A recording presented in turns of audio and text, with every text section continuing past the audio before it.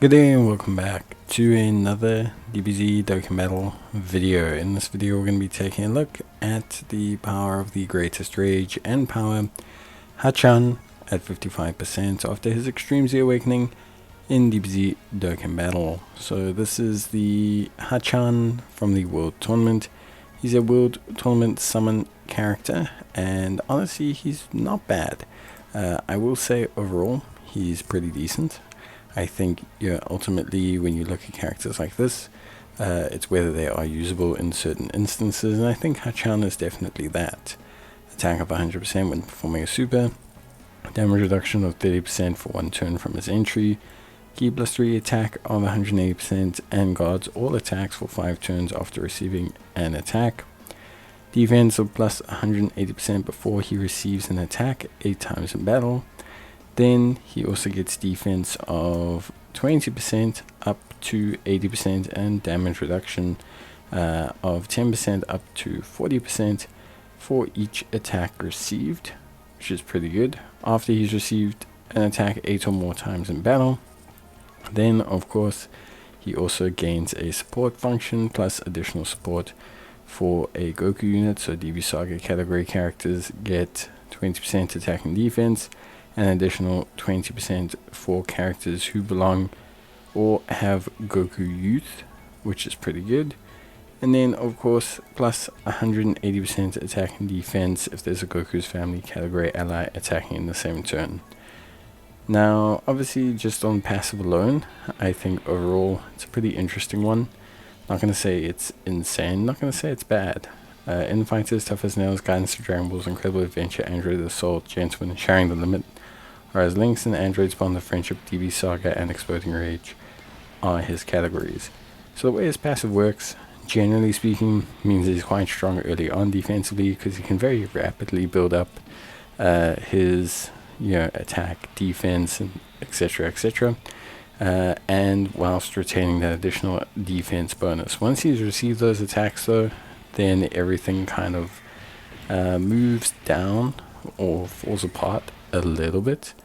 Now that's not to say that he is terrible, because he's not. He's pretty solid. I mean, at 55% he still has 230,000 defense or so, and he also has 40% damage reduction, and he has guard, which sticks around for quite a while. At a rainbow level, probably much better. Offensive wise, does a pretty good job as well. Some pretty nice beefy attack stats in that he can use, which I think is really good. So that does really kind of help out a lot, which I think is really good.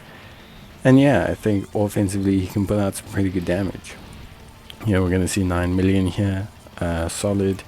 He's got the support capabilities as well. He lowers attack and defense as well. So I think for me overall, I'd have to say he looks pretty good. Is he a top World Tournament unit? I don't know. I think also for what they did by locking quite a bit of his passive, or at least a significant chunk behind having a Goku Youth category ally in the same turn, let alone in the same team. Oh no, it is the same team, which is a bit better. But still, needing to have one on your team means that basically, I think ultimately they could have gone a little bit better with him. But with that being said, I think he's still a ton of fun. He's not going to be able to, even at a rainbow level, absolutely dominate an event. But you should get a unit that can do 13 to 14 million supers and have around 400k defense with guard and 40% damage reduction. So he'll be a very solid unit for that kind of mid to late game kind of situation.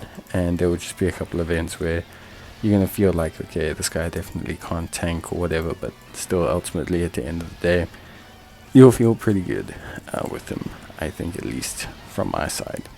So yeah, in terms of build, look, I think in terms of hidden potential, it's very difficult to say. He does raise attack for one turn. Doesn't really do too much else. I think crit's not a bad call because his attack stats can get relatively beefy.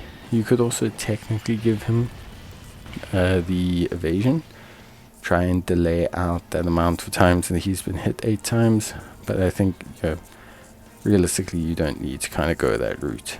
But yeah, overall, I think Hacchan is great. I think he's really cool. Link-wise is where he has some issues, because like Tough as Nails and Android Assault are his best defensive links, but they just don't really appear on units, especially in the Dragon Ball Saga kind of circle of units. So that is unfortunately something that he struggles with. But aside from that, I think overall he's really cool. It's a cool little free-to-play unit, more for that kind of mid to late game tier, rather than like being an absolute Chad. But you can do some super tough events, especially if you have a Goku, especially if you have the physical kid Goku, and especially if that Goku's got quite a few dupes, because the two of them can make a really good combo, which I think ultimately is really good. So yeah, but that's pretty much it from me. Hope you guys enjoyed the video. Let me know, and I will see you guys in the next one. Until then, as always, take care, stay faith, and stay safe. Well, yeah, bye.